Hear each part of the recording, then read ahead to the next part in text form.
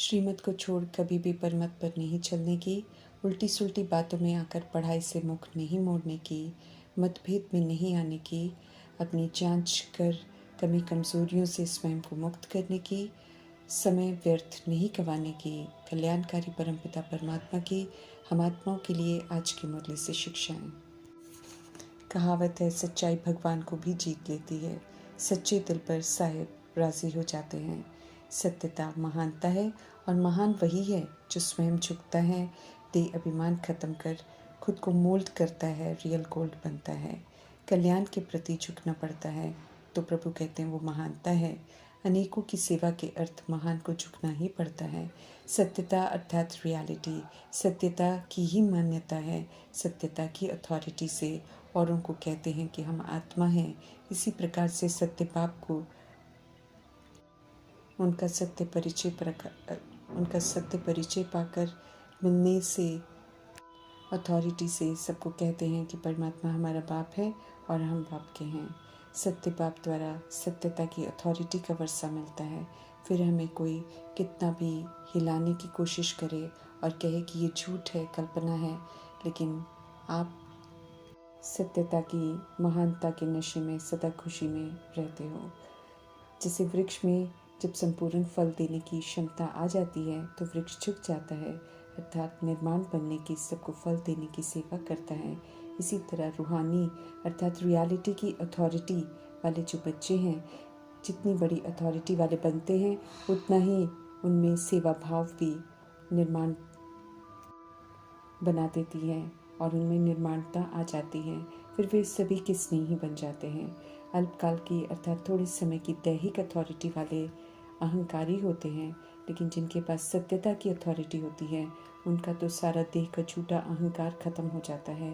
वे निरअहंकारी होते हैं। सत्य ज्ञान प्राप्त हुआ, इसका प्रत्यक्ष स्वरूप होगा कि अहंकार खत्म हो जाएगा, निरअहंकारी स्वरूप होगा।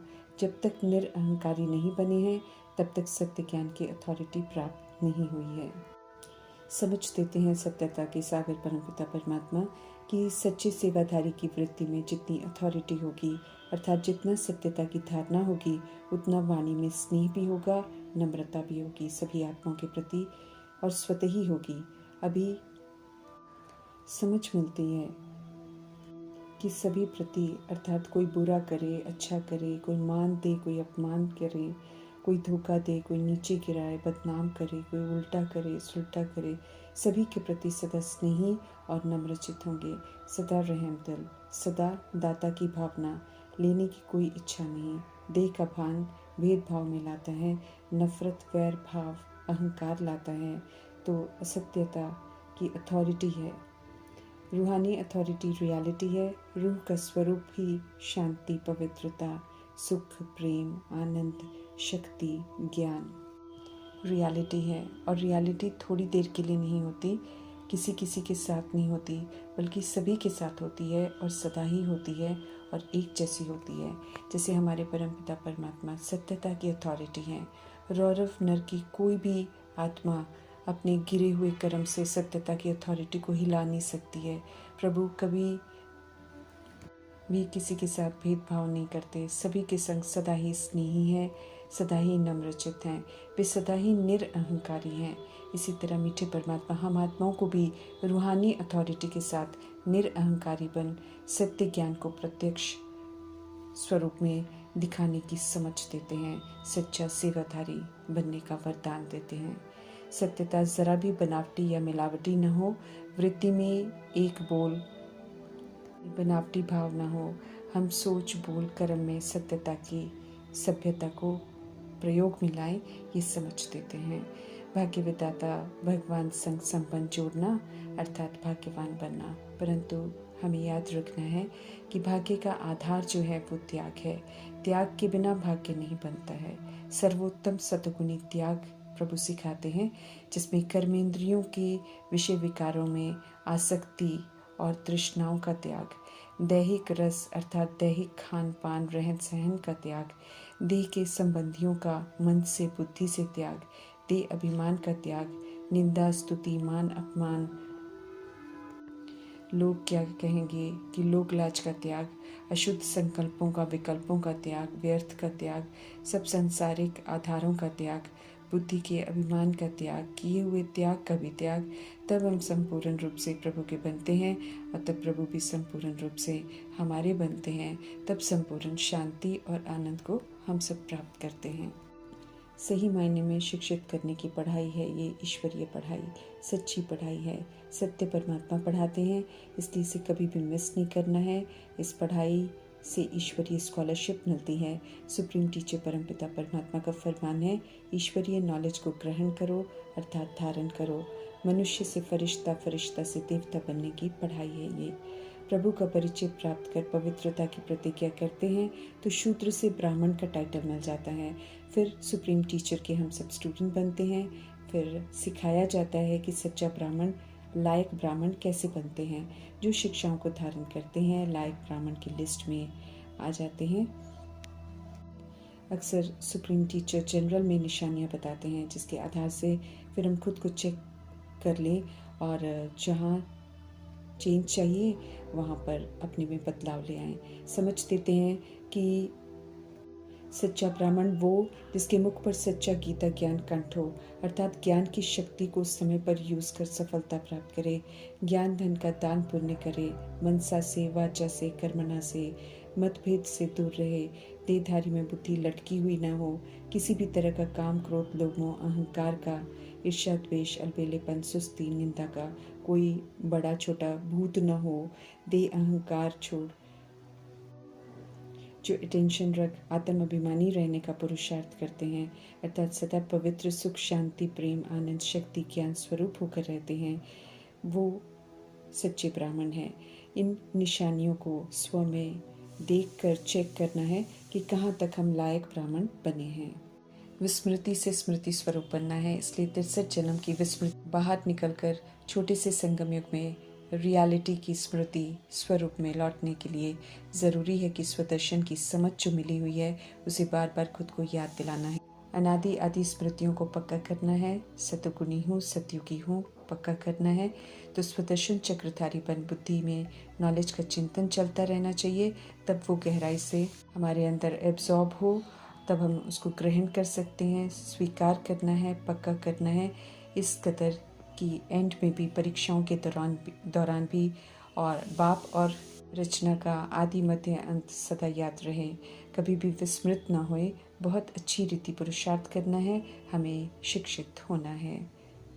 सभी भूत प्रेतों के प्रभाव से मुक्त करने पवित्रता के सागर परमपिता परमात्मा आते हैं। उनके हम बनते हैं तो हर तरह का भूत निकल जाता है, फिर चाहे वो सूक्ष्म हो या आकारी।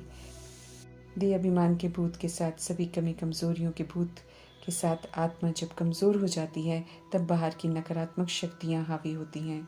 भक्ति से भूत नहीं निकलते हैं। भूतों को निकालने के लिए प्रभु हमें देही अभिमानी बनाते हैं।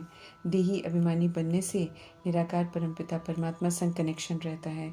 उनकी याद में रहने से फिर कभी कोई भी भूत सामने नहीं आता है। यकीन दिला रहे हैं मीठे परमात्मा।